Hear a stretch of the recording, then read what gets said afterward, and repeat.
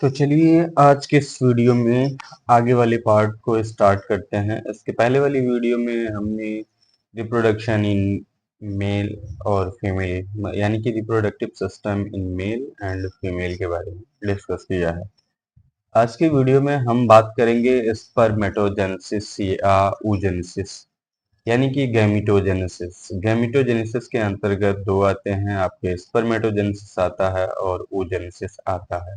Spermatogenesis mail में होता है जो कि स्पर्म फॉर्मेशन की प्रोसेस को बोलते हैं, और oogenesis फीमेल में होता है जो कि ओवा की फॉर्मेशन की प्रोसेस को कहते हैं। तो चलिए देखते हैं वन बाय वन। आपका gametogenesis Gametogenesis, the process of formation of male and female gamete in testes and ovary, respectively, is called gametogenesis. It is of two type. जो मेल और फीमेल में गैमीट बनने की प्रोसेस जो होती है वो गैमेटोजेनेसिस कहलाती है। अब हम पहला जो है आपका स्पर्मेटोजेनेसिस इन मेल। स्पर्मेटोजेनेसिस यानी कि स्पर्म का बनना, oogenesis यानी ओवा का बनना in female. Spermatogenesis in testis immature male germ cell spermatogonia produce sperm by spermatogenesis that that begin at puberty। Sperm बनने की प्रोसेस को ही बोलते हैं स्पर्मेटोजेनेसिस, जिसमें जर्म सेल होती है जिसको स्पर्मेटिड बोलते हैं, और जो स्टार्ट होता है बिगिन एट प्यूबर्टी। जब प्यूबर्टी की एज होती है तब स्टार्ट होता है, यानी कि जब मेल जो है वो यंग होता है, यानी कि कह सकते हैं कि जब वो मैच्योर हो जाता है तब जाकर के स्पर्म के फॉर्मेशन की प्रोसेस स्टार्ट होती है एट प्यूबर्टी। ठीक है। और प्यूबर्टी की एज मेल में लगभग होती है 15 साल। आगे देखते हैं हम स्पर्म फॉर्मेशन की प्रोसेस को पॉइंट वाइज समझते जाते हैं। पहले आपको एक फिगर के थ्रू समझा देते हैं, उसके बाद फिर हम लाइन टू लाइन पढ़ेंगे। यहाँ पे स्पर्मेटोगोनिया आपको दिखेगा एट प्यूबर्टी। स्पर्मेटोगोनिया का बनने की प्रोसेस जो होती है वो प्यूबर्टी के टाइम होगी, जिसमें माइटोटिक डिवीजन होगा। माइटोटिक डिवीजन के द्वारा 1 से 2, फिर 2 से 4 बनेंगे। ठीक है। फर्स्ट माइटोटिक डिवीजन, फिर सेकेंड माइटोटिक डिवीजन, जिसमें से 1 से 2 सॉरी पहले माइटोसिस माइटोसिस डिवीजन होगा 1 से 2, 2 से 4, उसके बाद फिर उसमें मियोटिक डिवीजन होगा। मियोटिक डिवीजन में जिसमें मियोटिक डिवीजन फर्स्ट और मियोटिक डिवीजन सेकंड होगा। पहले माइटोसिस होगा, फिर मियोटिक होगा, यानी कि मियोसिस होगा, जिसमें क्या होता है कि 46 क्रोमोसोम यानी कि 2n नंबर ऑफ क्रोमोसोम्स होते हैं आपके जर्म सेल में या फिर स्पर्मेटिड में at the age of puberty. फिर प्राइमरी स्पर्मेटोसाइट्स बनते हैं, जो कि फर्स्ट मियोटिक डिवीजन, फिर सेकेंड मियोटिक डिवीजन के बाद फर्स्ट मियोटिक डिवीजन के बाद ही 23 क्रोमोसोम हो जाते हैं, यानी कि n नंबर ऑफ क्रोमोसोम। फिर सेकेंड मियोटिक डिवीजन होता है, फिर यहाँ पे n नंबर ऑफ क्रोमोसोम यानी कि 23 क्रोमोसोम होते हैं। फिर बन जाता है आपका स्पर्मेटिड। स्पर्मेटिड होता है, फिर डिफरेंशिएशन करके बनता है स्पर्मेटोजोवा। स्पर्मेटोजोवा स्पर्मियोजेनेसिस प्रोसेस होती है, जिसके थ्रू बन जाता है आपका स्पर्म। तो यही चीजें हम लाइन टू लाइन फिर से पढ़ते जाते हैं। The gonia present at the inner side of seminiferous tubule multiply by meiotic division and increase the number. Each sperm each spermatogonium contain 46 chromosome यानी कि 2 नंबर ऑफ क्रोमोसोम। फिर spermatogonia forms spermatocyte that undergo meiotic division to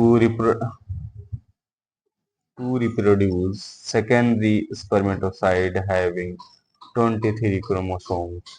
फिर spermatogonia में आपका meiotic division होता है, meiotic division first, meiotic division second, जिसमें फिर बनता है आपका एन नंबर ऑफ क्रोमोसोम यानी कि 23 क्रोमोसोम बनता है। फिर होता है आपका spermatids are transfer into spermatozoa. Spermatid जो है वो स्पर्मेटोजोआ में बदल जाता है by the process called spermiogenesis. Spermiogenesis process के द्वारा स्पर्मेटिड जो है वो स्पर्मेटोजोआ में कन्वर्ट हो जाता है। The sperm head remain embedded in the Sertoli cells and released from seminiferous tubule by the process of spermiation। जो स्पर्म होता है उसका स्पर्म हेड्स रिमेन एम्बेडेड। जो स्पर्म का सर होता है वो सर्टोली सेल में धंसा हुआ पाया जाता है, सर्टोली सेल में धंसा हुआ रहता है और रिलीज्ड होता है कहाँ से, सेमिनिफरस ट्यूब्यूल से bye the process of spermiation process के द्वारा वो रिलीज होता है। ठीक, अब हम देख लेते हैं hormonal control of spermatogenesis. Spermatogenesis के दौरान जो हार्मोन के कंट्रोल होते हैं, यानी कि कौन सा हार्मोन कब रिलीज होता है, इसके बारे में है। यहाँ पे हम देखते हैं point wise. Spermatogenesis initiated due to the increase of secretion of gonadotropin releasing hormone by hypothalamus। Spermatogenesis जो होता है वो स्पर्मेटोजेनेसिस प्रोसेस जो होती है कब होती है, जब increase secretion of gonadotropin hormone, जब गोनेडोट्रोपिन का सिक्रीशन जो है वो बढ़ता है बाई हाइपोथैलेमस के द्वारा। हाइपोथैलेमस ग्लैंड आपके सर में पाई जाती है, हाइपोथैलेमस। फिर अगली पॉइंट को देखते हैं, increase in GnRH gonadotropin। GnRH act on anterior pituitary and stimulate the secretion of two gonadotropins LH and FSH। Increase of GnRH का सिक्रीशन जब ज्यादा होता है तो वो एंटीरियर पिट्यूटरी पे एक्ट करता है और स्टिमुलेट मतलब उत्प्रेरित करता है सिक्रीशन ऑफ टू हार्मोन, दो हार्मोन के सिक्रीशन के लिए उसको उत्प्रेरित करता है, टू गोनाडोट्रोपिन को, जो LH है और आपका FSH है, ल्यूटिनाइजिंग हार्मोन और follicular stimulating hormone. LH acts on the Leydig cell and stimulate them to secrete androgen। LH जो है वो लिडिक सेल पे एक्ट करती है और स्टिमुलेट करती है सिक्रीशन ऑफ एंड्रोजन, एंड्रोजन की सिक्रीशन को स्टिमुलेट करती है। फिर FSH on sertoli cell, FSH जो है वो एक्ट करता है सर्टोली सेल पे, जो स्टिमुलेट करता है secretion of fructose which help in the spermatogenesis, spermiogenesis. FSH जो होता है वो एक्ट करता है तो सिक्रीशन सर्टोली सेल पर तो स्टिमुलेट करता है वो सिक्रीशन ऑफ फ्रुक्टोज के सिक्रीशन को स्टिमुलेट करता है, जिस जिसके हेल्प से स्पर्मियोजेनेसिस प्रोसेस होती है, स्पर्मियोजेनेसिस प्रोसेस होती है। तो ये कुल मिला के आपका स्पर्मेटोजेनेसिस जो प्रोसेस है वो समाप्त होता है, खत्म होता है स्पर्मेटोजेनेसिस प्रोसेस। अब हम यहाँ पे देखते हैं स्ट्रक्चर ऑफ स्पर्म से। अब स्पर्म जो बनता है, स्पर्म जो बना, उसका स्ट्रक्चर कैसे होता है उसको थोड़ा सा ओवरव्यू देख लेते हैं। Sperm is a microscopic structure composed of head, neck, and middle piece and tail. Sperm जो है वो एक माइक्रोस्कोपिक स्ट्रक्चर है, यानी कि इतना छोटा होता है जिसको बिना माइक्रोस्कोप के हम नहीं देख सकते हैं, यानी कि नेकेड आई से नहीं देख सकते हैं। जो कई भागों में बटा होता है, जिसमें आपका हेड होता है, नेक होता है, मिडिल पीस होता है और आपका टेल भी होता है। The sperm head contain elongated haploid nucleus, anterior portion of sperm का जो हेड होता है वो हैप्लॉइड न्यूक्लियस का बना होता है, यानी कि 23 नंबर ऑफ क्रोमोसोम पाया जाता है जो कि हेड में न्यूक्लियस होता है। एंटीरियर पोर्शन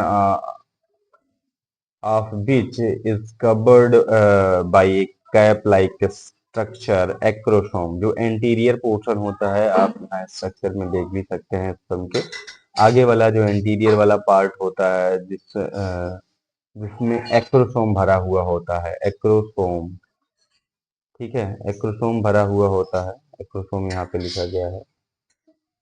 और आपका जो मिडिल वाला पार्ट होता है, nucleus contain chromosome, chromosomal material होते हैं। फिर आपका नेक होता है, मिडिल पीस यहाँ पे आपका है। फिर माइटोकॉन्ड्रिया है, मिडिल पीस में माइटोकॉन्ड्रिया होता है, energy source of the source for swimming. और माइटोकॉन्ड्रिया में जो है वो आपका, आप जानते ही हैं, सेल का पावर हाउस ऑफ सेल होता है। तो माइटोकॉन्ड्रिया जो है वो पाया जाता है जिससे स्पर्म को एनर्जी मिलती रहे ताकि उसको स्विमिंग करने में हेल्प मिले। स्विमिंग यानी कि जब फीमेल फीमेल जेनाइटल ट्रैक में जाए तो वहां से स्विम करते हुए वो अंदर फैलोपियन ट्यूब तक पहुंच सके। तो वो स्विम किसके हेल्प से करता है? टेल के इसी पूछ की हेल्प से करता है। पूछ को वाइब्रेट करता है, मूव करता है, जिससे वो अंदर जाता है। Human human human male ejaculates about 200 to 300 billion sperms during coitus. Human जब एक बार इजाकुलेट करता है, यानी कि स्पर्म कहें तो जो सीमेन है एक बार निकलता है, तो उसमें आपके स्पर्म की संख्या होती है 200 से 300 मिलियन ऑफ स्पर्म होते हैं। एक बार इजाकुलेट करने के बाद जो निकलता है तो उसमें आपके 200 से 300 मिलियन ऑफ स्पर्म होते हैं ड्यूरिंग क्वाइटस, एक क्वाइटस में।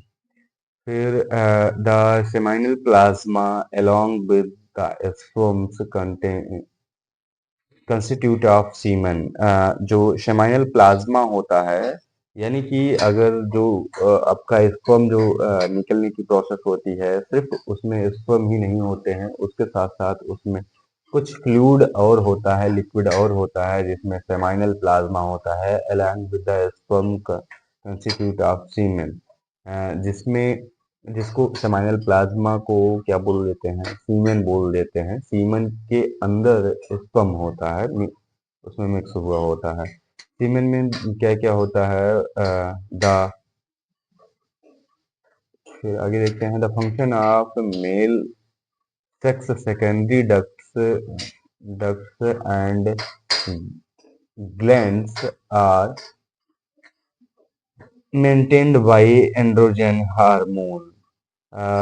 जो ये सीमेन सेमाइनल प्लाज्मा होता है, ये सभी सेकेंडरी